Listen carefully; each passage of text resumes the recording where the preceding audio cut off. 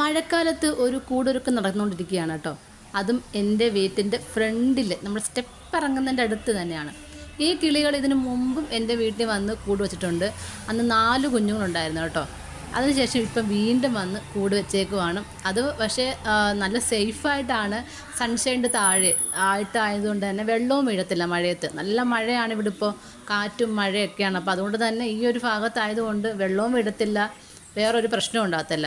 പിന്നെയെന്ന് പറഞ്ഞാൽ ഈ ഒരു കിളി എന്ന് പറഞ്ഞാൽ ഏറ്റവും ചെറിയ തൈകളിൽ എന്തെങ്കിലും ചെടികളിലൊക്കെയാണ് കൊണ്ട് കൂട് വയ്ക്കുന്നത്. അതും അതിൻ്റെ ഏറ്റവും താഴെ ഭാഗത്ത്. അത് കാണുമ്പോൾ നമുക്ക് പേടിയാവും. കാരണം കഴിഞ്ഞ പ്രാവശ്യം അതുപോലെ തന്നെ ഏറ്റവും താഴെയായിട്ടാണ് കൂട് വെച്ചത്. അപ്പോൾ പൂച്ചയോ പാമ്പോ ഒക്കെ പിടിക്കാൻ ചാൻസും ഉണ്ട്. നമ്മൾ വെള്ളം ഒഴിക്കുമ്പോൾ ഒക്കെ സൂക്ഷിച്ചായിരുന്നു വെള്ളം ഒഴിക്കുന്നത്. ഇതിപ്പോൾ എന്ന് പറഞ്ഞാൽ ചെറിയൊരു തെറ്റിയാണ്. ഞാനിപ്പോൾ മഴ ആയപ്പോഴത്തേക്കും അതിന് മുന്നേ ഒന്ന് കട്ട് ചെയ്ത് കൊടുത്തു. അതിനുശേഷം ഇപ്പോൾ പുതിയതായിട്ട് കിളിച്ച് വന്ന ആ ഒരു തളിർപ്പിലാണ് ഇപ്പം കൊണ്ട് കൂട് വെച്ചേക്കുന്നത്. എന്തായാലും ആ കിളിക്കുഞ്ഞുങ്ങൾക്ക് എന്നെ പേടിയില്ലെന്ന് തോന്നുന്നു കേട്ടോ. കാര്യം കഴിഞ്ഞ പ്രാവശ്യം എന്നെ കണ്ടതാണല്ലോ, ഞാൻ അവരെ സേഫായിട്ട് നോക്കിയതാണല്ലോ. അതുകൊണ്ടായിരിക്കും വീണ്ടും വന്ന് ഇത്ര അടുത്ത് നമ്മളെ സ്റ്റെപ്പിൻ്റെ അടുത്ത് കൊണ്ടുവന്ന് ഇങ്ങനെ കൂട് വയ്ക്കുക. ഞാൻ അടുപ്പ് ഇരിക്കുകയാണ്, സിറ്റൗട്ടിൽ ഇരിക്കുമ്പോഴും എന്നെ നോക്കുന്ന പോലും ഇല്ല. ജസ്റ്റ് ഒന്ന് നോക്കിയിട്ട് വീണ്ടും കൂടെ ഒരുക്കുക. കാര്യം എന്നെ ഒരു പേടിയില്ലെന്ന് തോന്നുന്നു.